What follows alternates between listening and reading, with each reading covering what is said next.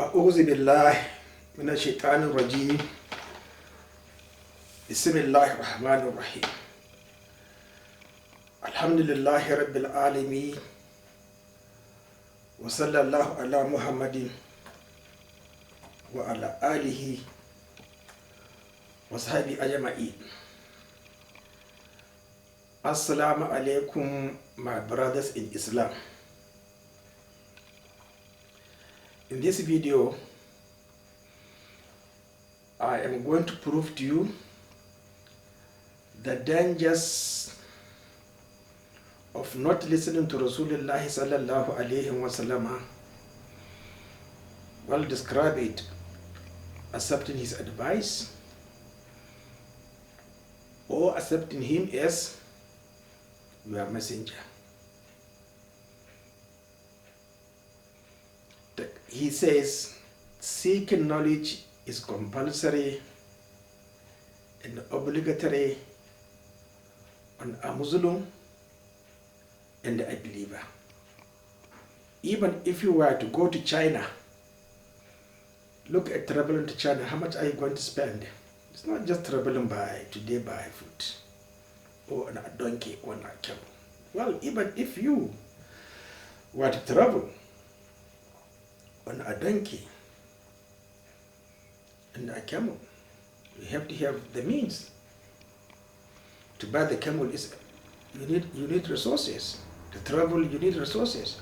So what are you using your resources in understanding the position, role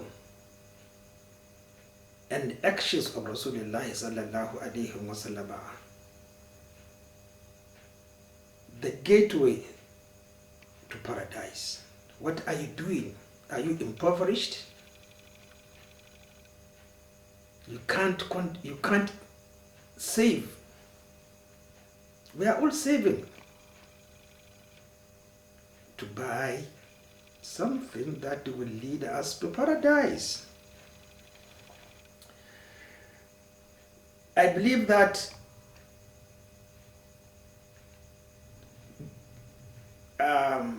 Iman is simple,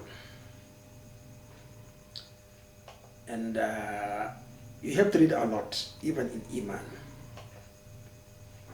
You can't separate it from the history of the Sahabas. Those are available in English language, well, adequately written. But the Sunnah, you must learn Arabic language to understand it, because that is the difference between who is Muhammad Rasulullah sallallahu alaihi wasallam and the others. You see, Tawheed is in Mecca. Anybody can explain to you Tawheed. The Quraysh, the Mushriks in the Battle of Badr, they were compensated teaching the Sahabas their language. What? Tawheed. But not the Sunnah. The Arabic language. It can't be the Sunnah they were teaching them. Battle of Badr. So, there is a book with the title Mawsu'ah. Mawsu'ah, that is something like what? Mawsu'ah, the whole of the contents of the Sunnah of Rasulullah sallallahu alayhi wa sallam are abridged and abridged, brought in front of you to understand. That Mawsu'ah, comprehensive, extensive, more than encyclopedia.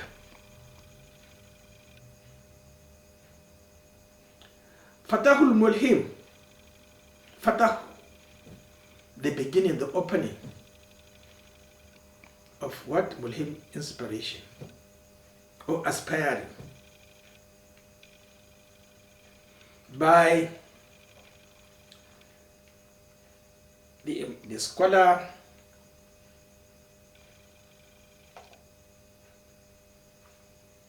Pakistani. Naturally Pakistani, they are Hanafis, so that makes me a bit not follow them.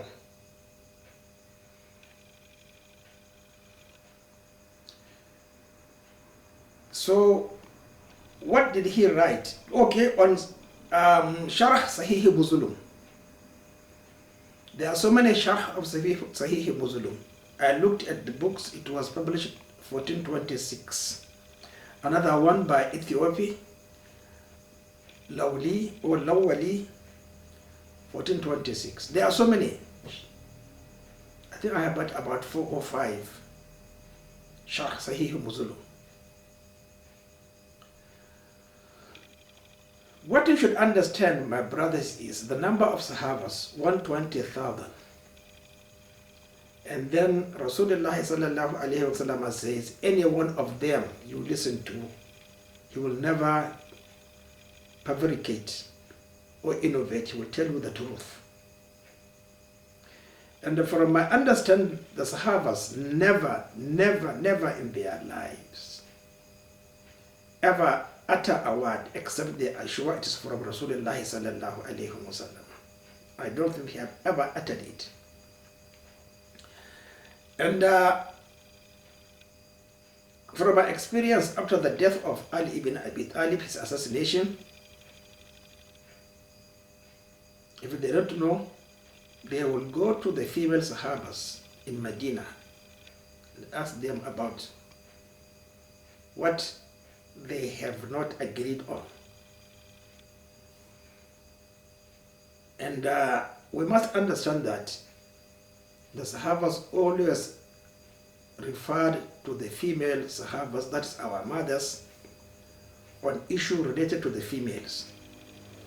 We never find a Sahaba answered a question or given a fatwa on issues related to females. So, what about trying to advise you? I said on the dangers of taqleed, not using your wealth to save yourself from the torments of hellfire. This gentleman, Taqi ad-Din Osmani, in his book, he wrote on what? Sifat al-Wudu, how to perform the ablution. From who? As his own source. Now that is the very important question to ask yourself every time you are reading something on the Sahabas and the Sunnah of Rasulullah sallallahu alayhi wa sallam.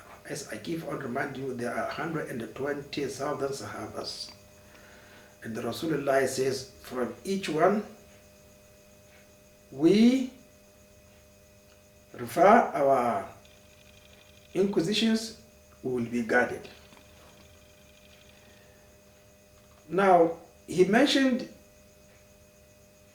wudu and referred to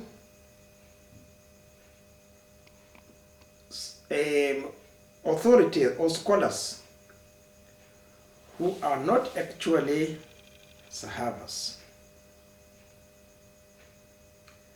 So, what is your first approach?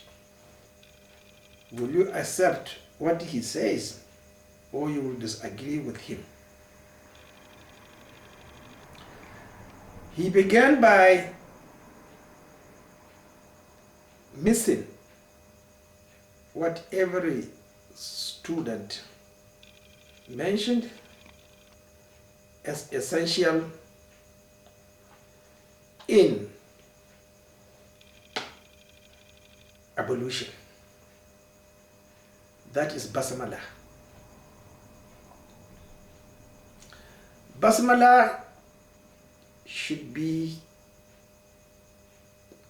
our blood, because you can't do anything without basmala, seeking refuge from Allah subhanahu wa ta'ala, from shaitan. Shaitan everything should begin with basmala. But this gentleman did not begin his Sifatul Wudu with basmala. Another problem is he began by quoting authority far in the chain of transmission of ahadith. He began by quoting Yazid Laythi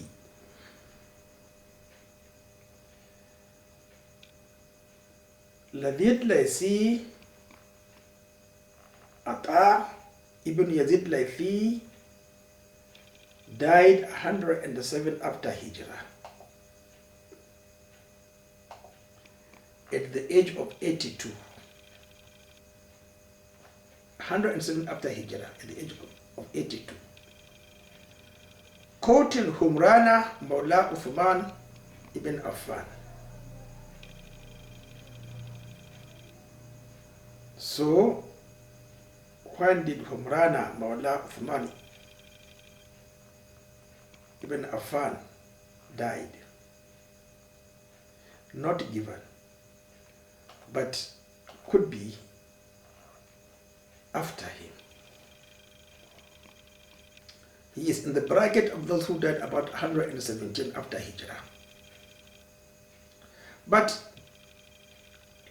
as a student with the knowledge of hadith, you must know every narrator, when he lived, why he lived. Being a Mawla of Uthman ibn Affan, why did he move to Basra? And why did he narrate from him, not from others?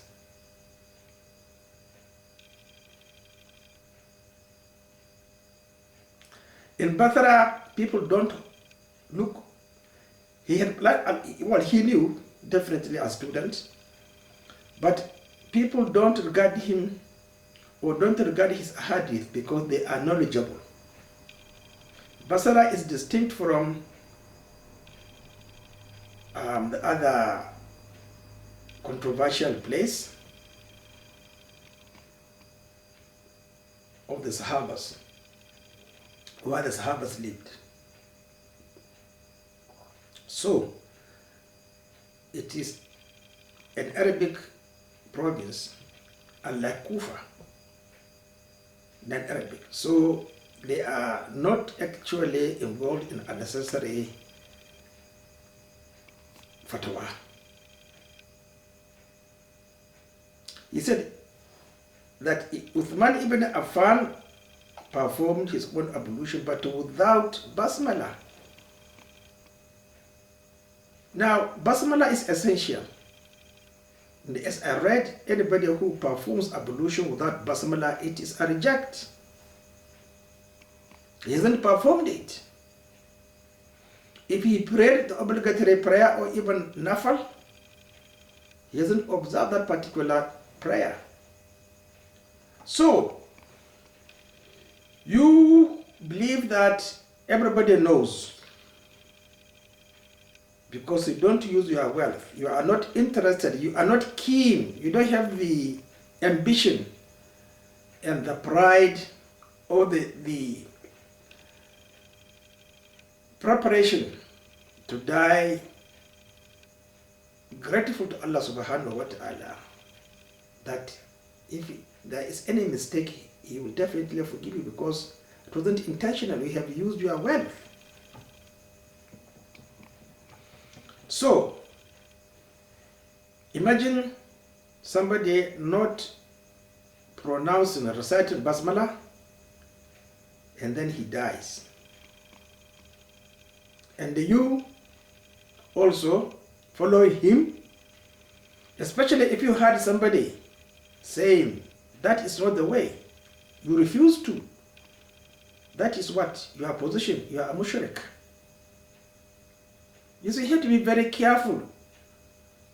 You have to understand the derivatives, how you drive, how you go into a mushrik. Because you heard something, one tells you it is from Rasulullah sallallahu alayhi wa sallam, you refuse to confirm on your own. You said that person is better than the one who reminds you of Rasulullah sallallahu alayhi wa sallam. That means you are in trouble, you are a mushrik. Well, even if you are not a mushrik, you are an innovator. So you see, it's not easy, my brothers, I'm telling you. This Islam is simple, but definitely it is complicated. It's not easy. You can't be forgiven by Allah subhanahu wa ta'ala if you don't make effort on your own. You can't benefit. Somebody can't breathe air for you. He can't eat for you. He can't do anything for you. You have to do it yourself. But here it is. You refusing to use the resources you have, make effort. Look, Allah will ask you, what effort have you made even to the value of the skin covering the nut? Definitely. Of a date. What effort have you made? It's not looking for quantum, billion of naira. No. 50 naira, or 100 naira, or 200 naira. What effort have you made? So my brothers, this is the danger of taqlid. The fatwa covered how many pages? Covered a lot of pages. From page 426 to page 437. 12 pages, but not mentioning that basmala is important. It is essential. So you see what I said, you have to be very careful following sects. They are Hanafis. They will tell you it was Hanafi. Who did it? Therefore, he's an authority. He can't be an authority. If Abu Hanifa were the students of Abdullah ibn Abbas, they will never dare say basmala is not a component of ablution. They will never. If they said so, then definitely they were not in the class of Ibrahim al-Hana'i, or they forgot. He might have written that in another book he wrote down. But I bought his book, The Correct Way to Observe the Obligatory Prayers. As I mentioned in my book, Reviving a Salat of the Holy Apostle, there is nothing substantive. But read his Mawsu'a, Fatahul Mulhim. He might have written others, but even in this book, he didn't mention Basmala. So you see the dangers of taqlid. I hope you will understand what I'm trying to make you understand. Assalamu alaikum.